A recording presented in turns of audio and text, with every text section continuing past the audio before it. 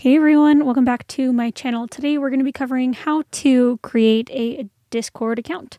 So let's go ahead. I'm on discord.com. I'm going to go log in. All right, so it's going to welcome us back and we do not have an account, so we need to go in and register. So it's going to ask for our email, enter in a username, password, date of birth, that kind of thing. So let's go ahead and do this.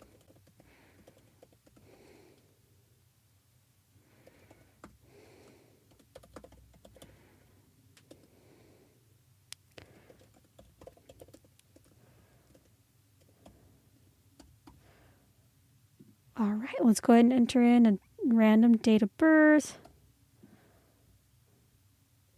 And I'm going to click continue.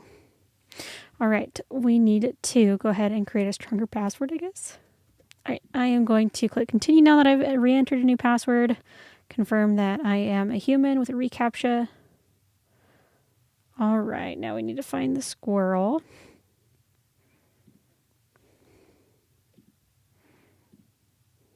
All right, then we could go ahead and start creating our own Discord servers. But that is a quick and dirty how to create a Discord account. Hope that you found this helpful. If you did, be sure to like and subscribe.